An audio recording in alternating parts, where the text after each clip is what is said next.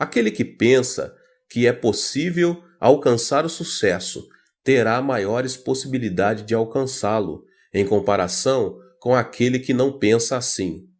Se pensarmos que algo não é possível, a mobilidade de nossa atitude também será reduzida. Mas se pensarmos que algo é possível, nossa atitude será revestida de uma energia ativa e de caráter acelerado. A psicologia humana não se desenvolve de forma gradual, mas de maneira drástica quando ultrapassamos nossas próprias limitações.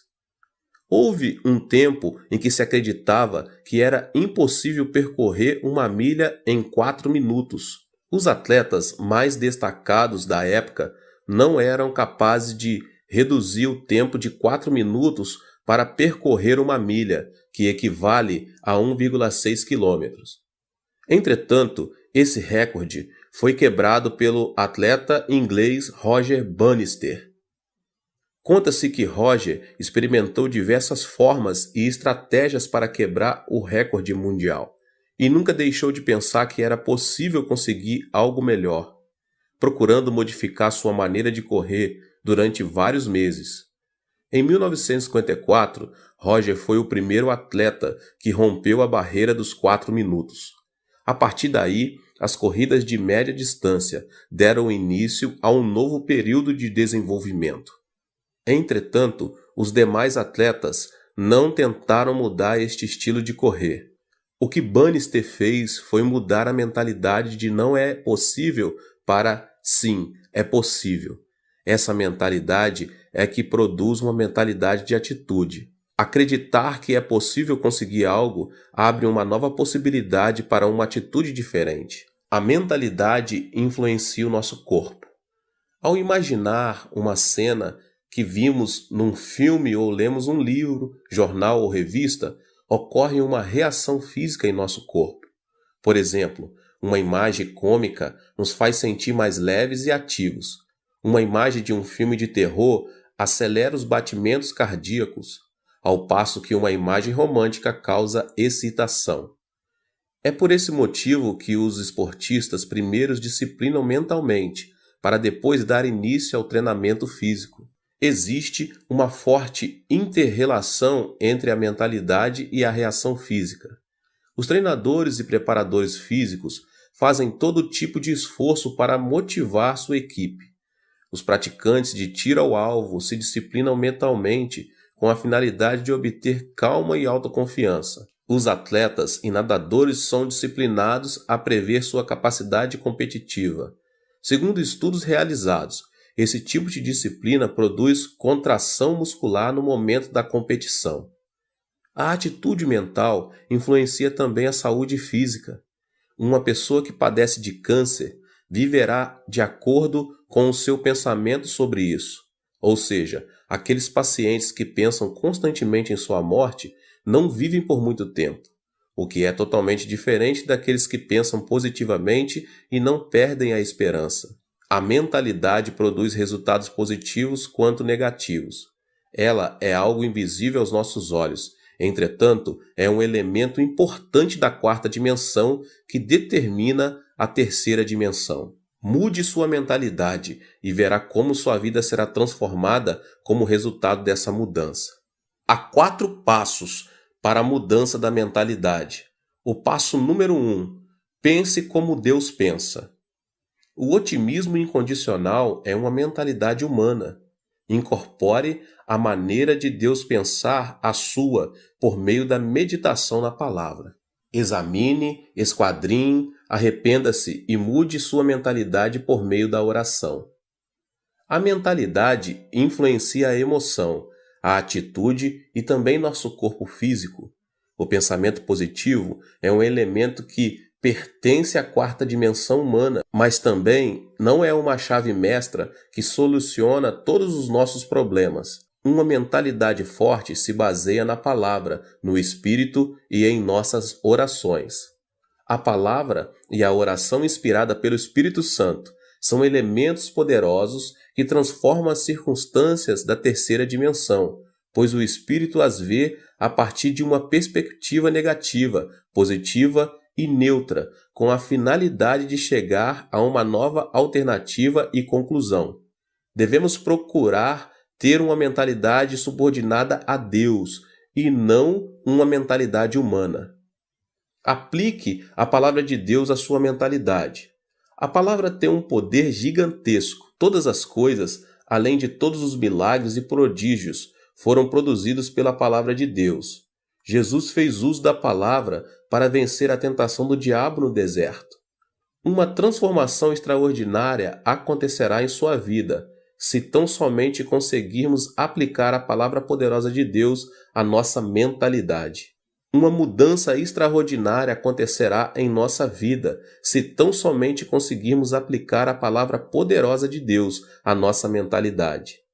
Devemos nos aproximar da palavra, mas não nos contentarmos somente em lê-la. Precisamos usar a palavra como arma poderosa quando mais necessitarmos dela.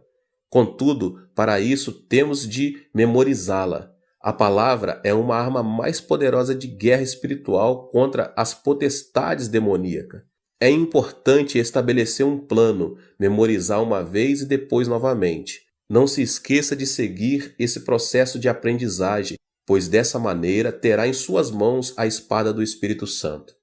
O passo seguinte é a meditação. Como é feliz aquele que não segue o conselho dos ímpios, não imita a conduta dos pecadores, nem se assenta na roda dos zombadores. Ao contrário, sua satisfação está na lei do Senhor, e nessa lei medita dia e noite. Salmos 1, 1 e 2. A meditação nos ajuda a entender e aplicar a palavra em nossa vida diária. Esforce-se em meditar na palavra de Deus em todo tempo e lugar. Medite na palavra de Deus no momento em que estiver ouvindo, lendo, estudando e memorizando, e você verá que tanto sua mentalidade como sua fé aumentarão a cada dia. Foi comovente ler o livro que um dos professores da escola bíblica de minha igreja escreveu. Jeon Mun-sik, ele era um presidente da Erac Electronics. Começou a trabalhar fundamentando os dois princípios: assistir aos cultos todos os domingos e servir como professor da escola bíblica. Em consequência disso, abandonou seu trabalho, que requeria jornada integral, incluindo domingo, e abriu sua própria empresa. O diácono Jeong é um homem que perdeu o pai aos 10 anos de idade, concluiu o ensino médio numa escola noturna e, com o dinheiro do fundo de garantia de 3 anos de trabalho, começou seu próprio negócio em uma garagem, um sótão com somente $500. Todavia, a pressão era tanta que frequentemente sentia vontade de tirar a própria vida. Mesmo em momentos de muita depressão, ouvia uma voz que dizia: que ninguém engane você com mentira e vaidade. Não se atenha às circunstâncias, mas apegue-se a Deus em fé absoluta. Tal palavra fez esse homem superar as circunstâncias, a depressão, a ansiedade e a aflição. O segredo da vitória se encontra no alimento espiritual. Ele conseguiu novas forças ao ouvir a palavra de Deus e meditar nela. Não deixou de assistir aos cultos na igreja nos domingos e fez o máximo de esforço possível para servir na escola bíblica, dizimar e ofertar para as missões. Não só isso, ele também ofereceu bolsas de estudos a vários alunos da escola bíblica para continuarem os estudos. Como fruto de sua vida diligente em Deus, hoje esse homem se tornou o presidente da melhor empresa na categoria de pequenas e médias empresas em nível nacional, o que anualmente dá o lucro de $100 milhões. Qual foi a chave dessa transformação? Não foi a mentalidade do diácono Jeon, mas uma mentalidade e uma vida conformadas com a palavra de Deus. Esta declaração revela uma grande verdade. A fonte da bênção está em manter uma mentalidade e uma vida em obediência à palavra de Deus. A fonte da bênção está em manter uma mentalidade e uma vida em obediência à palavra de Deus. A mentalidade que se assemelha à palavra de Deus. A mentalidade do homem é como uma bola de rugby, ou seja, não se sabe a direção que irá tomar. Esse detalhe se deve ao fato de o pensamento ser o centro em que o intelecto, a emoção e a vontade se misturam. A função da Bíblia, a palavra de Deus, é disciplinar e guiar o pensamento do homem à verdade. O fruto vem quando alguém vive cheio da palavra de Deus e em obediência a ela. Isso resulta na força que transforma a terceira dimensão circunstancial. Podemos mudar nossa mentalidade com a Bíblia, a palavra de Deus. A Bíblia é a palavra poderosa do Deus que vive. Em Hebreus capítulo 4, no verso 12 diz: "Pois a palavra de Deus é viva e eficaz, e mais afiada que qualquer espada de 2 gumes. Ela penetra até o ponto de dividir alma e espírito, juntas e medulas, e julga os pensamentos e intenções do coração." Somos capazes de vencer todos os obstáculos por meio de Deus, que nos fortalece, e de ter uma fé positiva, de acordo com Filipenses 4,13. Tudo posso naquele que me fortalece.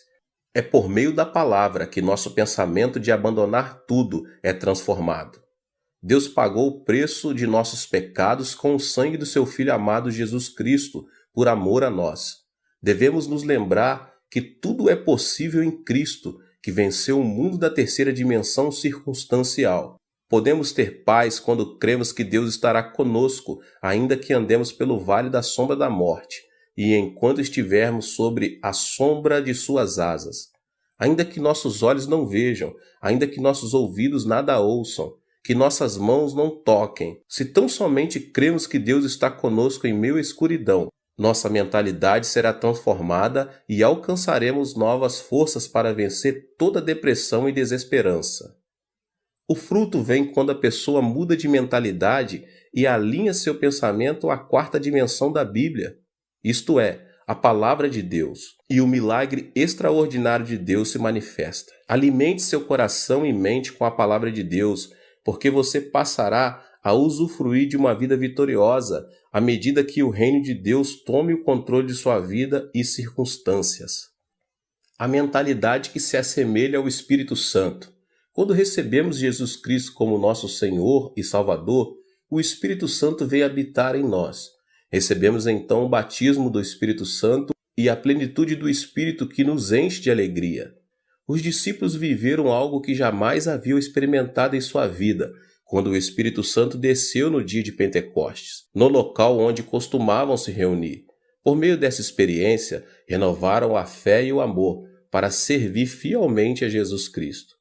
Nosso coração precisa estar cheio de alegria para trabalharmos com ânimo e superarmos qualquer tipo de adversidade. Não se pode conseguir nada sem alegria e ânimo. O Espírito Santo, porém, enche-nos de júbilo, o qual produz coragem e alegria. A alegria e a coragem derramadas pelo Espírito nos motivam a pregar o Evangelho, apesar das circunstâncias adversas.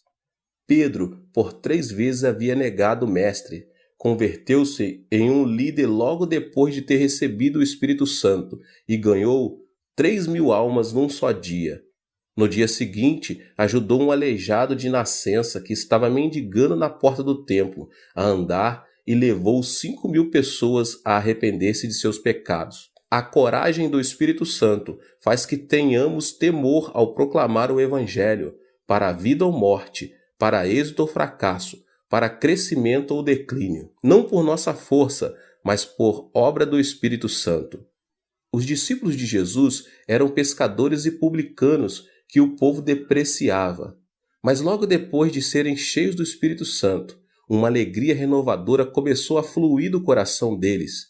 A mentalidade de fracasso passou a ser uma mentalidade de ousadia, coragem e fidelidade, e isso os impeliu a pregar o Evangelho em Jerusalém, Judéia, Samaria, Roma e até os confins da terra.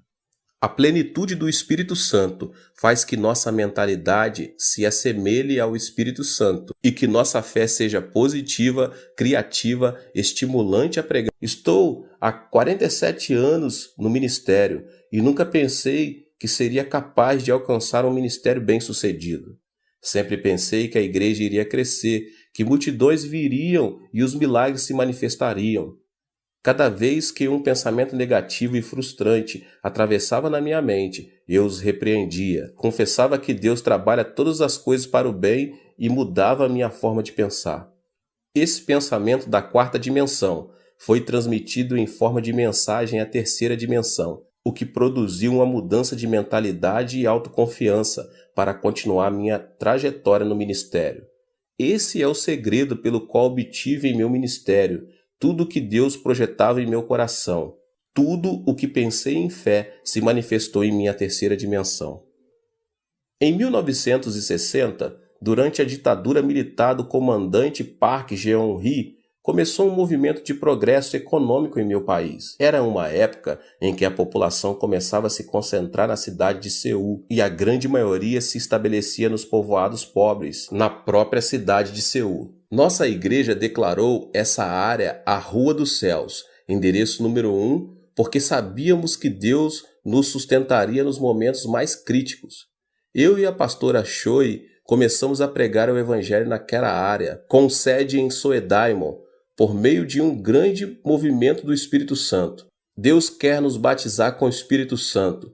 Por intermédio do Espírito Santo, podemos falar em línguas e receber novos dons do Espírito. Recebam o Espírito Santo. Pregamos enfatizando bastante o batismo com o Espírito Santo e seus dons. Mas, acima de tudo, havíamos iniciado um movimento chamado Semaum, Novo Coração, que consistia em renovar o coração. Nessa ocasião, o presidente Park me chamou um dia para ir à Casa Azul e me fez a seguinte pergunta: Pastor Cho, não tem aí uma ideia para renovar nossa nação e transformar as regiões rurais? Diante da pergunta, não tive dúvidas em lhe responder: Senhor presidente, primeiro devemos mudar nossa mentalidade. Inicie um movimento chamado Semaum para que o povo comece a pensar de modo positivo. Lembre-se de que há uma igreja em cada canto do país. Inicie esse movimento por meio das igrejas e algo miraculoso acontecerá. Imediatamente, o presidente Park chamou o ministro do Interior e lhe disse: o pastor Cho me aconselha a começar um movimento chamado Semaum para renovar a mentalidade da nossa gente. O que o senhor pensa disso? Boa ideia, disse o ministro. Só que noto um tom religioso. Que acha de mudarmos o movimento para Semaú, Novo Povo? O presidente pediu minha opinião. Então, enfatizei que o mais importante era mudar a mentalidade das pessoas para conseguir algo miraculoso e continuei dizendo que seria conveniente a iniciar o movimento Semaum por meio das igrejas. No final de tudo, como resultado dessa conversa, começou em todo o país o movimento Semaú, que consistia na transformação e no desenvolvimento das regiões rurais e no processo econômico nacional.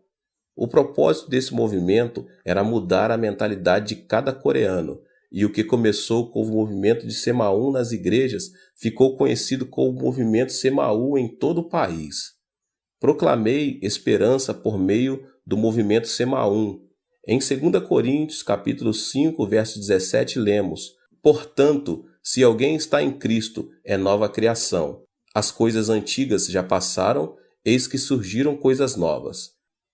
Anunciei o Deus de bondade para desfazer todos os pensamentos negativos do coração do nosso povo e disse: tenha uma fé positiva, essa fé que diz: é possível, podemos fazer e vamos fazer. Não pense que é impossível, que não podemos fazer, mas sim creia no milagre do Senhor.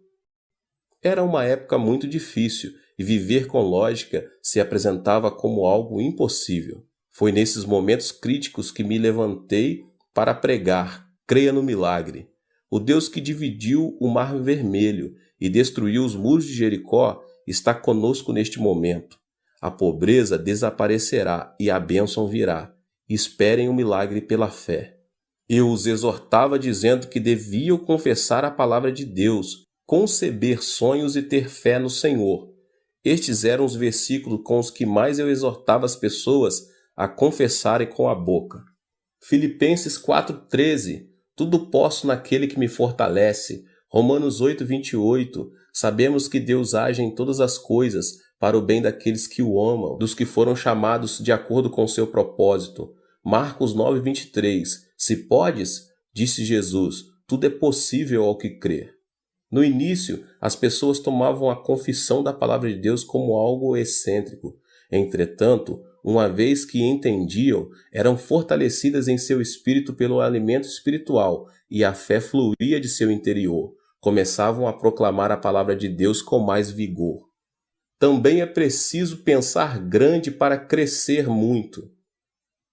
Todos os grandes servos de Deus, tanto na Coreia do Sul como ao redor do mundo, têm um desejo ardente de saber por que tanto minha igreja como a igreja dos meus discípulos se tornaram as maiores igrejas de suas cidades. Existem aqueles que se asseguram que deve haver um segredo que eu não revelo, mas sempre me utilizo de um provérbio antigo para explicar o segredo e o princípio de crescimento da igreja. Ele diz o seguinte: dos grandes bambus saem os grandes bambus.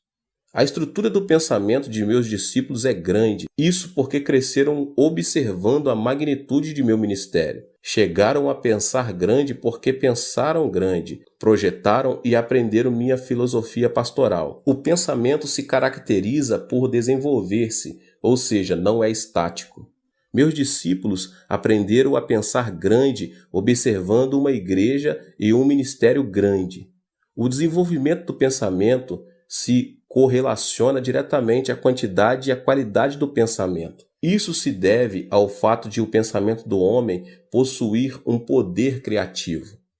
Com isso, não quero dizer que o ministério deve ser julgado segundo seu tamanho. As igrejas pequenas das zonas rurais também estão debaixo da vontade e soberania de Deus. Mas quero, sim, afirmar que a magnitude do pensamento determina nossa realidade física. Em outras palavras, existe uma maior possibilidade de quem pensa pequeno obter frutos pequenos e de que quem pensa grande obter frutos grandes.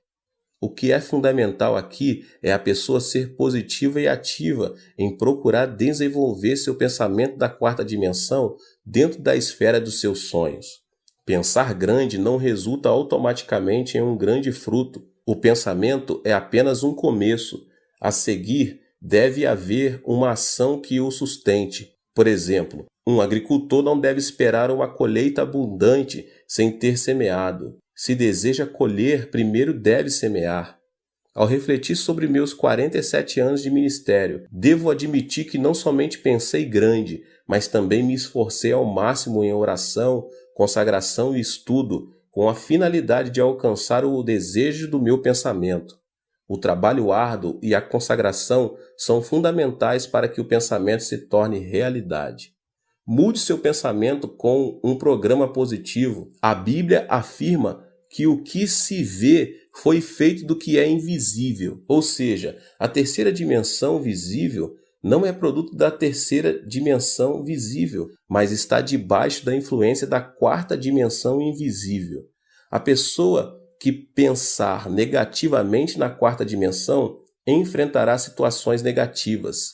Em contrapartida, a pessoa que pensar positivamente irá deparar com boas obras, segundo o seu pensamento. Nosso corpo é uma habitação onde está o computador da quarta dimensão. Um dos elementos que programam esse computador é o pensamento. A mentalidade produz ondas do mundo da quarta dimensão que influenciam a terceira e acabam imprimindo resultado em nossa vida. O que obtemos impresso é consequência do programa que instalamos. Por exemplo, um programa que contém a tristeza e doença transmitirá programas de doença e tristeza, tanto em nosso corpo como em nossa vida, elementos que pertencem à terceira dimensão. O pensamento de depressão, de ira, faz funcionar automaticamente um programa que produz estresse e enfermidades. Por outro lado, a pessoa que instala o programa de sua mentalidade com pensamentos positivos irá deparar com circunstâncias positivas na terceira dimensão. Pensar que sou saudável, feliz e que me sinto bem influencia a terceira dimensão e produz satisfação, vitalidade e energia. Também é importante ter uma mentalidade afirmativa, a qual consiste no pensamento positivo de confessar que algo é possível. Não devemos permitir que nossos lábios confessem: não é possível, não posso, não sirvo, sou um fracasso. Uma pessoa ativa sempre diz: é possível, tudo é possível ao que crer. A pessoa que tem uma mentalidade ativa se caracteriza por sua convicção. Não pense que fracassará, mas pense que é possível, que você pode e vai fazer. Estabeleça metas e comece a trabalhar. Não deixe de pensar no sucesso e leve em consideração que, ainda que o justo caia 7 vezes, tornará a erguer-se. Provérbios 20. Por causa da queda de Adão, o pensamento do homem está repleto de elementos negativos. Se não quebrarmos a ira, a desesperança e a frustração, elas continuarão crescendo incontrolavelmente. O pensamento do ser humano é composto por elementos negativos por causa da sua própria natureza decaída. Por isso, um pensamento negativo atrai outro pensamento negativo em uma reação em cadeia. A constituição do pensamento humano contém elementos negativos e destrutivos, os quais são o ódio, a ira, o terror, a ansiedade, a tristeza, a frustração, o pecado e as marés do mundanismo. Para ter uma vida vitoriosa, devemos, em primeiro lugar, mudar a constituição da nossa mentalidade. Ela depende da influência externa. A constituição de uma mentalidade é de caráter obediente quanto à sua relação com fatores externos de influência. Devemos fazer que nossa mentalidade seja influenciada por circunstâncias positivas, criativas e produtivas. Também devemos quebrar todos os elementos que destroem nosso pensamento da quarta dimensão, tais como a ira, o medo, as circunstâncias negativas e outras coisas mais. Eu quero ministrar sobre esses 3 elementos hoje. O primeiro elemento que destrói o pensamento é a ira. Então, em primeiro lugar, quebre a ira. A ira do coração produz um programa negativo. Uma ira produz outra ira, e assim sucessivamente. Provérbios, capítulo 15, verso 18 diz: O homem irritável provoca dissensão, mas quem é paciente acalma a discussão.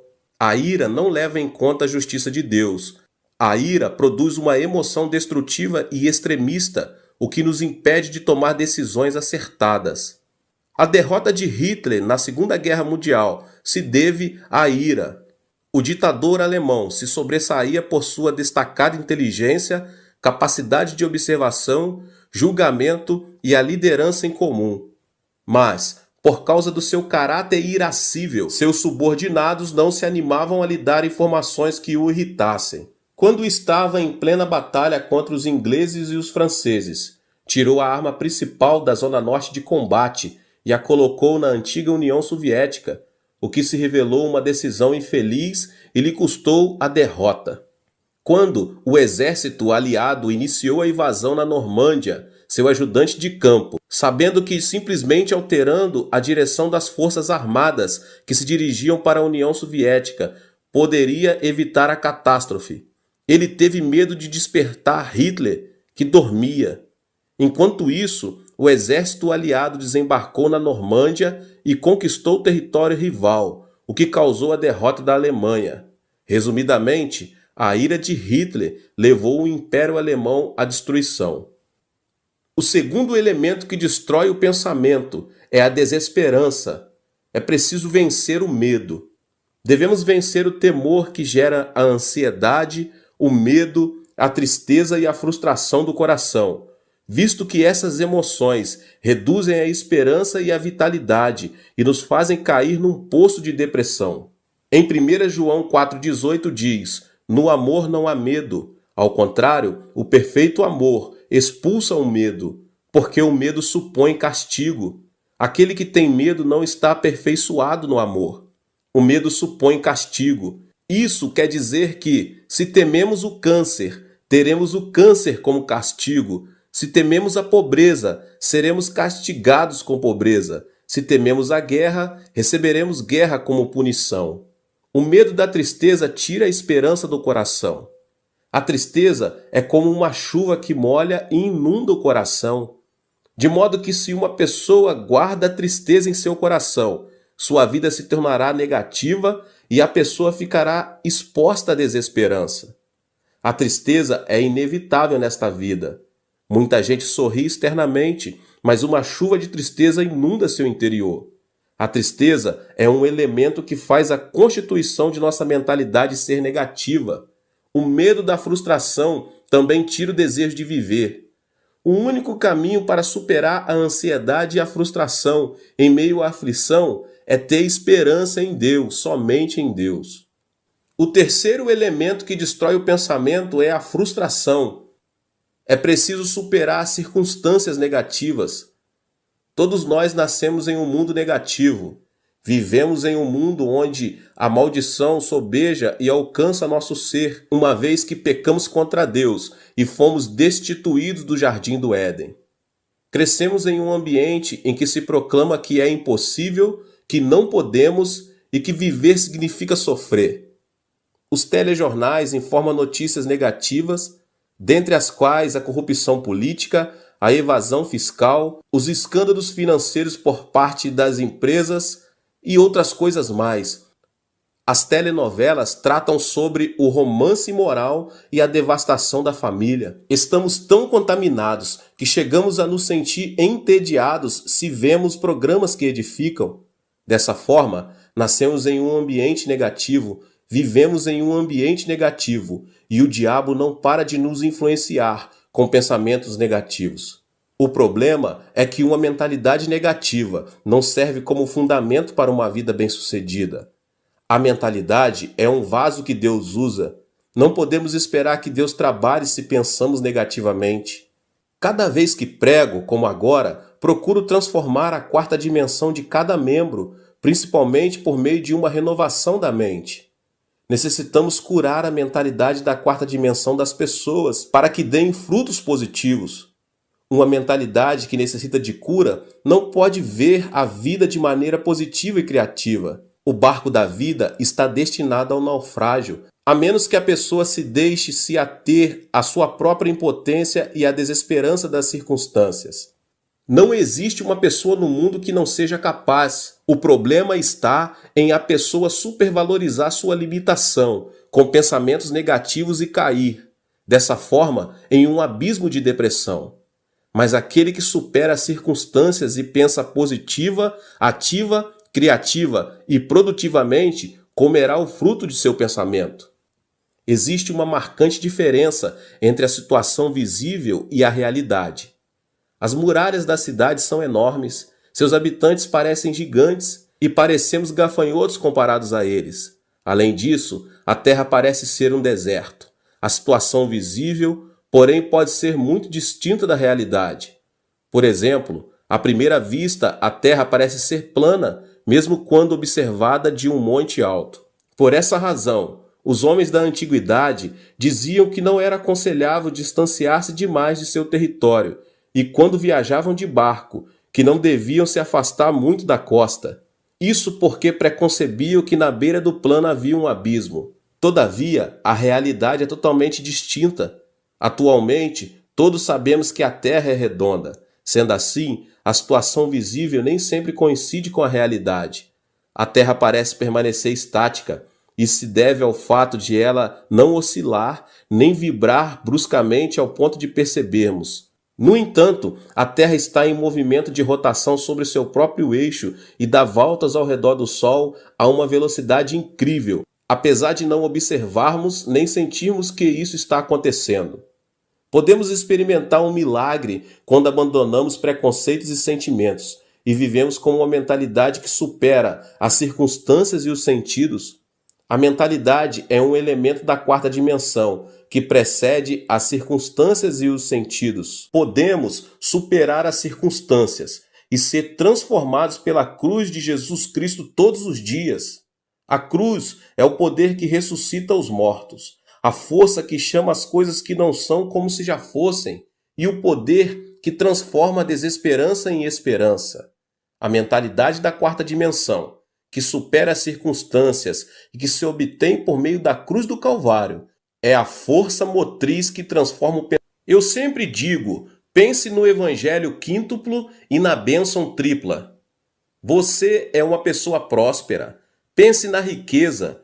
Guarde o evangelho e o regozijo da prosperidade no depósito do seu pensamento. Sempre ensinei meus membros a pensar no evangelho quíntuplo e na bênção tripla. A Bíblia ensina a pensar em tudo que for puro, tudo que for amável, tudo que for de boa fama. Filipenses 4:8. Por isso, nunca deixo de pensar no evangelho quíntuplo e na bênção tripla. Fui perdoado e justificado. Sou uma pessoa santa e cheia do Espírito Santo. Fui curado, fui liberto da maldição, recebi a bênção da vida eterna e nunca deixo de pensar que sou uma pessoa próspera e saudável, assim como prospera a minha alma. A confissão da palavra significa que, se enchemos a quarta dimensão com vitória, êxito, riqueza e prosperidade, será isso mesmo que se manifestará no plano tridimensional. Encha seu pensamento com vitória todos os dias, com êxito e riqueza, porque você já os tem. Durante a guerra, minha nação sofreu uma devastação total. Na época, quando chegava um trem com uma carga de carvão, as pessoas quase instantânea e automaticamente faziam um grande tumulto no intuito de conseguir um pouco desse carvão. Mas isso era dificultado pelos militares. Era um dia desses, como de costume. Um grande tumulto foi gerado ao redor dos vagões de um trem. Quando consegui ver um menino de 10 anos de idade que baixava grandes quantidades de carvão, enquanto seu pai os empilhava no chão. Mas uma porção grande de carvão caíra e estava debaixo do vagão de carga. De repente, ao ouvir os passos dos militares, as pessoas começaram a descer do trem. Foi então que, no intuito de ficar com essa grande porção de carvão, o menino enfiou-se debaixo do vagão, até que se ouviu um ruído do movimento do trem. As pessoas começaram a gritar. No entanto, ninguém se arriscava a se aproximar do trem para salvar a vida do menino. Então, de repente, um homem correu em sua direção. Era seu pai. O homem conseguiu tirar o menino, mas não pôde sair a tempo, e o acidente lhe custou a vida. Morreu instantaneamente. Mesmo agora, quando penso naquele incidente, tenho uma sensação de terror. O pai do menino, sabendo que morreria em questão de segundos, logo depois de tirar o filho, fez sinal com a mão para que ele se afastasse o mais distante possível. O trem arrancou e o pai do menino morreu. Pensei, por que esse homem salvou a vida do menino, sabendo que poderia vir a morrer? Ele não poderia continuar vivendo e ter outros filhos? Por que deu a vida por seu filho? Eu era apenas um aluno da escola secundária e não conseguia entender o que os pais sentem por seus filhos. Mas hoje que sou pai de 3 filhos, posso entender o porquê. Não existe uma teoria ou lógica que explique o amor de um pai. O amor é mais forte que a morte e impulsiona a pessoa a dar a vida por seu filho. Aquele homem sacrificou a vida por amor a seu filho, mesmo tendo a possibilidade de manter-se indiferente e assim salvar-se. O mesmo acontece com Deus. Deus, por amor a nós, quis nos salvar, mesmo pagando um preço muito alto. Por isso enviou seu Filho amado Jesus Cristo. Foi Deus mesmo quem encarnou e morreu na cruz. Podemos ser corajosos ao compreender o amor de Deus, e esse Deus está conosco. É isso que representa a transformação da mente na esfera da quarta dimensão. Ou seja, existe um fundamento sólido sobre o qual podemos afirmar que nada é impossível para Deus, e experimentaremos vitórias e milagres ao dar passos de fé e dissermos: tudo é possível. Meus irmãos, a ressurreição de Cristo é o fundamento da nossa riqueza. Qual é o argumento de nossa riqueza, baseados no qual podemos confessar que somos prósperos? O fundamento é a morte e a ressurreição de Cristo. O amor de Deus foi revelado por meio da cruz, pois a cruz revela o coração de Deus, que nos amou de tal modo que deu seu Filho Jesus Cristo por nós. Toda frustração e desesperança são lançadas fora, se tão somente abraçarmos a cruz. A cruz desfaz a morte e o Hades, faz resplandecer sobre nós a glória da ressurreição. A esperança e a riqueza da morte e ressurreição da cruz transformam a água amarga da frustração e da desesperança em água doce. Romanos 8, do 35 ao 39 diz: quem nos separará do amor de Cristo? Será tribulação ou angústia, ou perseguição, ou fome, ou nudez, ou perigo, ou espada? Como está escrito: por amor de ti enfrentamos a morte todos os dias, somos considerados como ovelhas destinadas ao matadouro. Mas em todas estas coisas somos mais que vencedores por meio daquele que nos amou, pois estou convencido de que nem a morte, nem os anjos, nem demônios, nem o presente, nem o futuro, nem quaisquer poderes, nem altura, nem profundidade, nem qualquer outra coisa na criação será capaz de nos separar do amor de Deus que está em Cristo Jesus, nosso Senhor. Da mesma forma, o poder e a glória da ressurreição de Cristo Jesus transformam a água amarga da desesperança em água doce.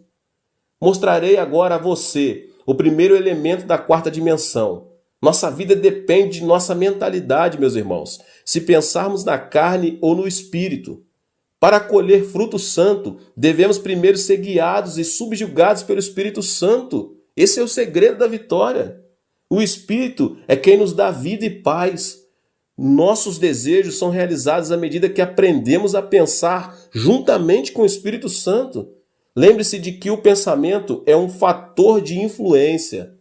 Devemos estabelecer uma comunhão íntima com o Espírito Santo, reconhecer que Ele é Senhor, para que nossa mentalidade esteja sob sua influência. Em segundo lugar, temos de expressar nosso pensamento em forma de oração, que é o sistema respiratório espiritual e o canal de comunicação com Deus. A oração, meus irmãos, é um elemento poderoso que atrai o pensamento da quarta dimensão à própria realidade. Tudo o que pedirmos a Deus em oração, confiando a Deus nossas petições, resultará em uma resposta, porque Deus é soberano. A oração, meus irmãos, é uma ação da terceira dimensão, mas por sua vez é uma realidade que move a quarta dimensão. Deus dotou o homem com o privilégio de comunicar-se com ele, e isso se dá por intermédio da oração. A oração que coincide com a vontade e o pensamento de Deus é o poder que move o coração de Deus. Em terceiro lugar, devemos colocar nossa mentalidade à palavra de Deus, a Bíblia. A mentalidade do homem é como uma bola de rugby que se distingue por sua imprevisível direção. A mentalidade é constituída por intelecto, emoção e vontade. Dessa forma, a única maneira de manter nossa mentalidade no caminho certo é por meio da Bíblia, da Palavra de Deus, a meditação na Palavra de Deus. As circunstâncias da terceira dimensão mudam quando nossa mentalidade fica sujeita e obedece à Palavra de Deus. De maneira que é nosso dever, meus irmãos e irmãs, de transformar nosso modo de pensar. Nossa vida, se for cheia de pensamentos de Deus, será constituída por dias de grandes alegrias e esperança, como aquele sol que nunca deixa de resplandecer. Aleluia, glória a Deus. Que Deus abençoe a sua vida mais uma vez. Que palavra maravilhosa, né? Aproveita para se inscrever aqui no canal, ative também o sininho das notificações para você não perder nenhum vídeo. Glória a Deus. Deixe também o seu like aqui, tá bom? E não esqueça de compartilhar com as pessoas que você mais ama. Compartilhe nas suas redes sociais. Vamos alcançar um número maior de pessoas para que eles sejam abençoados também. Nos vemos nos próximos vídeos, tá bom?